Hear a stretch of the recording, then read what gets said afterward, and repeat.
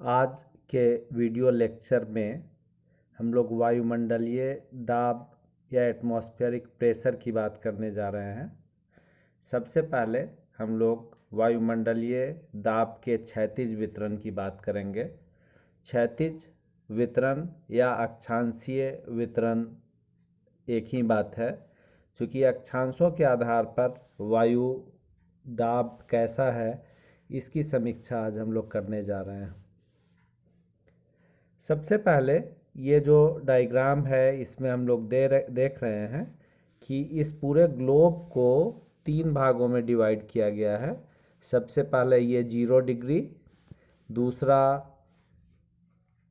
30 degree, तीसरा 60 degree और last जो है ये हमारा पोल है, दोनों ध्रुव हैं। इसके आधार पर हम लोग इसे समझने की कोशिश करेंगे। तो सबसे पहली बात कि जो वायुमंडलीय दाब है, एटमॉस्फेरिक प्रेशर है, वह 2 बातों पर निर्भर करता है। सबसे पहले तापमान पर और दूसरा पृथ्वी के घूर्णन के कारण। तो अभी हम सबसे पहले तापमान का क्या प्रभाव पड़ता है इसकी बात करने जा रहे हैं। हम सभी जानते हैं कि ये जो इक्वेटोरियल एरिया है, इस इक्वेटोरियल एरिया में सालों भर बहुत ज़्यादा गर्मी पड़ती है और उस गर्मी के कारण यहाँ पर सालों भर उच्च तापमान रहता है। हम जानते हैं कि जैसे जैसे तापमान बढ़ेगा वैसे वैसे हवा गर्म होगी और हवा गर्म होकर के हवा के जो पार्टिकल्स हैं, जो हवा के जो कण हैं, वो गर्म होके हल्के होंगे और हल्के होकर के ऊपर उठने लगेंगे। जब वो ऊपर उठेगा तो वैसी स्थिति में यहाँ पर हवा का दबाव कम होगा, क्योंकि तापमान के बढ़ने पे हवा हल्की होती है। हल्की होते ही वह ऊपर उठने लगती है और ऊपर उठते हुए इस तरह से एक सर्कुलर मोशन बनता है और इस सर्कुलर मोशन के कारण नीचे यहाँ पर हवा का दबाव कम हो जाता है। फलस्वरूप जहाँ उच्च दबाव है वहाँ से पवन निम्न दाब की तरफ चलने लगती है। तो यहाँ पर तो हम देख रहे हैं कि इस पूरे ग्लोब में इक्वेटर का जो 0 डिग्री है, यहाँ पर जो दाब की पेटी बनी है, जो तकरीबन 10 डिग्री नॉर्थ से 10 डिग्री साउथ तक के क्षेत्र को कह सकते हैं आप, ये जो पेटी है ये पूरी निम्न दाब की पेटी है और यह निम्न दाब बहुत ज़्यादा तापमान के कारण होता है। चूँकि यहाँ सालों भर बहुत ज़्यादा तापमान होता है, इसके कारण यहाँ पर निम्न दाब की स्थिति होती है। तापमान के आधार पर ही यदि हम दूसरे पेटियों की बात करें जहाँ दबाव बेहद ही निम्न रहता है या दबाव उच्च रहता है, तो तापमान के आधार पर दूसरा जो क्षेत्र है वो ध्रुवीय क्षेत्र है और इन दोनों ध्रुवों पर सालों भर बेहद ही कम तापमान होता है। यहाँ बेहद ही कम तापमान के कारण हवा बेहद ही घनीभूत होकर के यहाँ जमा रहता है और उस कारण से यहाँ उच्च दाब की स्थिति बनी रहती है।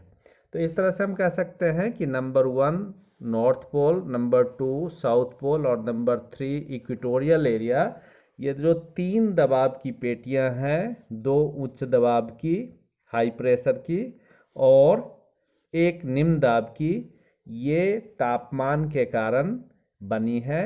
एक जगह बेहद ही कम तापमान के कारण लो प्रेशर और 2 जगह पे बहुत कम तापमान के कारण हाई प्रेशर, यहाँ बहुत उच्च तापमान के कारण लो प्रेशर और यहाँ निम्न तापमान के कारण हाई प्रेशर।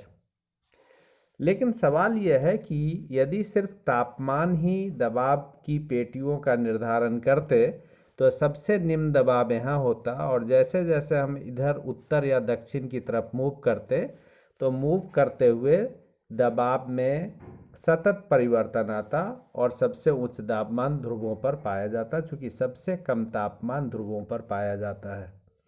लेकिन बीच में कुछ दबाव की पेटियां हैं जो कि इस रूल को तोड़ती हैं और उसे हम लोग इस आधार पर एक्सप्लेन नहीं कर सकते, और वो दबाव की पेटियां हैं सब ट्रॉपिकल हाई प्रेशर ये वाला और दूसरा सब पोलर लो प्रेशर ये वाला। यानी 30 डिग्री और 60 डिग्री के आसपास जो दो दबाव की पेटियां दोनों ही गोलार्धों में बनी हैं, वो सिर्फ ताप जनित नहीं है, बल्कि यह पृथ्वी के घूर्णन के कारण गतिक कारण से उत्पन्न हुआ है, और इसे हम गतिक कारण से ही समझ पाएंगे। तो ये सबसे पहले अब हम लोग देखते हैं कि जो ताप जनित पेटियां हैं, जिसे हम विषुवत रेखीय निम्न दाब की पेटी और ध्रुवीय उच्च वायुदाब की पेटी के नाम से जानते हैं, तो इन्हें यहाँ पर यह ऐसा कैसे हुआ। सबसे पहले हम देखें कि यहाँ जब विंड का मूवमेंट हाई प्रेशर से लो प्रेशर की तरफ हो रहा है, दोनों गोलार्धों में तकरीबन 30 डिग्री का ये एरिया है, यहाँ हाई प्रेशर है, और इस हाई प्रेशर से लो प्रेशर की तरफ विंड का मूवमेंट हो रहा है। अब इस विंड के मूवमेंट से जब ये मूव करती है तो यह उत्तरी गोलार्ध में अपनी दाहिनी ओर और दक्षिणी गोलार्ध में अपनी बाईं ओर मुड़ती जाती हैं फेरल के नियम के अनुसार, और तकरीबन 10 डिग्री तक आते आते 10 डिग्री नॉर्थ और 10 डिग्री साउथ तक आते आते यह इतनी गर्म होने लगती है कि यह ऊपर उठने लगती है, और यहाँ पर सालों भर वायु का क्षैतिज मूवमेंट धरातलीय मूवमेंट नहीं के बराबर होता है, और इसलिए यहाँ बेहद ही शांत स्थिति होती है। इस शांत स्थिति के कारण इसे हम लोग डोल्ड्रम के नाम से जानते हैं। यह 10 डिग्री नॉर्थ से 10 डिग्री साउथ की तक अवस्थित है। दूसरी स्थिति हम देखें ध्रुवों की ओर, तो दोनों ध्रुवों में जो जिसका एरिया बेहद ही सीमित है, यहाँ सालों भर बर्फ आच्छादित होता है, और इस कारण से यहाँ सालों भर बेहद ही सूर्य की तिरछी किरणों के कारण यहाँ बेहद ठंडी पड़ती है, और यहाँ उच्च दबाव की स्थिति होती है, और इसी कारण से विंड का मूवमेंट भी उसके अकॉर्डिंग होगा, हमेशा हाई से लो की तरफ।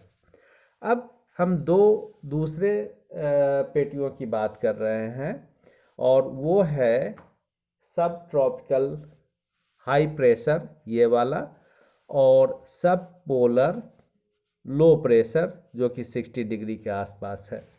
प्रिसाइजली कहें तो हम कह सकते हैं कि 23.5 डिग्री से 23.5 से लेकर के 35 डिग्री तक का जो दोनों ही गोलार्धों में क्षेत्र है, वह सब ट्रॉपिकल हाई प्रेशर बेल्ट है। और यहाँ यदि हम देखें तो तकरीबन 45 डिग्री नॉर्थ से लेकर के ये वाला क्षेत्र 45 डिग्री नॉर्थ से लेकर के 66.5 डिग्री नॉर्थ और 45 डिग्री साउथ से लेके 66.5 डिग्री साउथ तक का जो क्षेत्र है, वह सब पोलर जोन है, जहाँ पर लो प्रेशर होता है। तो एक हाई है और एक लो है, अल्टरनेट यहाँ पर अरेंजमेंट, हाई और लो का अल्टरनेट अरेंजमेंट है। ये लो है, हाई है, लो है और हाई है। तो इस आधार पे लो और हाई की अलग अलग पेटियां बन रही है। तो अब हम देखेंगे कि डायनामिक जो प्रोसेस है उसके कारण ये दो पेटियां कैसी बनी। इसको हम एक वर्टिकल डायग्राम से समझने की कोशिश करें। ये जो एरो दिख रहा है, ये एरो धरातल पर चलने वाले हैं और ये ऊपर की तरफ मूव करने वाले हैं। जैसा कि हमने बताया कि 30 से 40 डिग्री जो लैटिट्यूड है दोनों गोलार्धों में, यहाँ पर हमेशा हाई प्रेशर रहता है, और ये हाई प्रेशर इसलिए है कि यहाँ गति के कारण से ये बना है। और इसमें आप देख रहे हैं कि इस हाई प्रेशर से, जिसे सब ट्रॉपिकल हाई प्रेशर जोन कहते हैं, धरातल पर हवा चलती है। तकरीबन 10 डिग्री के आसपास आने पर ये ऊपर उठने लगती है और वह 0 डिग्री तक वर्चुअली नहीं पहुंच पाती है, और इस तरह से एक सेल बनता है। और ये जो सेल है, इस सेल को हम लोग हेडली सेल के नाम से जानते हैं। तो ये ऊर्ध्वाधर ढंग से एक साइक्लिक रूप में पवन का इस तरह से सर्कुलेशन होता है, और ये सर्कुलेशन फाइनली ऊपर की तरफ जाते हुए फाइनली 30 से 40 डिग्री नॉर्थ और साउथ लैटिट्यूड पर इन पवनों का सब्सिडेंस होता है, और सब्सिडेंस के कारण यहाँ पर यह हवा नीचे उतरती है और यहाँ पर हाई प्रेशर का निर्माण होता है। अब इसके बाद जब यहाँ हाई प्रेशर है तो आप दोनों तरफ देख रहे हैं, ये है हाई प्रेशर ये है हाई प्रेशर, ये है लो प्रेशर, ये पुनः है हाई प्रेशर, सॉरी ये है लो प्रेशर, और ये है हाई प्रेशर। तो ये हाई लो में अब क्या हो रहा है, तो यहाँ हाई प्रेशर में विंड के सब्सिडेंस के बाद ये दोनों तरफ विंड का मूवमेंट होगा। यहाँ सरफेस पर इस तरह से मूवमेंट होगा। 50 से 60 डिग्री आने पर ये धीरे धीरे गर्म होकर के ऊपर उठने लगती हैं और फाइनली ये दोनों ध्रुवों पर नीचे उतरती हैं। और नीचे उतरने के बाद चूंकि यहाँ हाई प्रेशर हो जाता है, इसलिए धरातल पर ये इस तरह से इसका मूवमेंट होता है। तो इस तरह से हम देखते हैं कि ये जो डिफरेंट मोशन है पवन का, ये मोशन कुछ कारणों से यहाँ इस तरह से मूवमेंट होता है और हाई और लो की स्थिति बनती है। अब हम लोग ये समझने की कोशिश करेंगे कि ये गति के कारण से आखिरकार ये जो दो जोन बना है वो क्यों बना है। तो यहाँ पर हम देख रहे हैं कि ये जो आपका हाई प्रेशर का बेल्ट है, ये पृथ्वी के घूर्णन गति से और प्रेशर ग्रेडियंट फोर्स से कैसे बना है। तो जब विंड का मूवमेंट हुआ और फेरल के नियम के अनुसार वह उत्तरी गोलार्ध में अपनी दाहिनी ओर मुड़ती गई और मुड़ते हुए इक्वेटर के पहले ये फिर ऊपर उठने लगी। ऊपर उठने पर जब ये पुनः साउथ की तरफ या नॉर्थ की तरफ मूव कर रही है, तो मूव करते हुए इसमें एक परिवर्तन आया और ये परिवर्तन क्या हुआ, फेरल का नियम यहाँ भी लागू होगा और इस नियम के अनुसार यह धीरे धीरे अपनी दाहिनी ओर मुड़ती जाएगी उत्तरी गोलार्ध में और दक्षिणी गोलार्ध में बाईं ओर मुड़ती जाएगी और फाइनली तकरीबन 25 डिग्री उत्तरी और 25 डिग्री दक्षिणी अक्षांश तक ट्रेवल करते करते यह जो उत्तर की तरफ या दक्षिण की तरफ मूव कर रही थी, उस मूवमेंट के वो मूवमेंट चेंज होते होते फाइनली पश्चिम से पूरब की तरफ मूवमेंट होने लगा और पश्चिम से पूरब की तरफ मूवमेंट होने से ये पूरी तरह से बदल गया। बदलने से क्या हो रहा है, यहाँ से विंड ऊपर की तरफ उठ रहा है और विंड ऊपर की तरफ से उठने से ऐसे ऊपर उठते हुए फाइनली ऊपर गया और यहाँ पर आते आते फाइनली ये वेस्ट से ईस्ट की तरफ होने लगा और यहाँ उतर गया।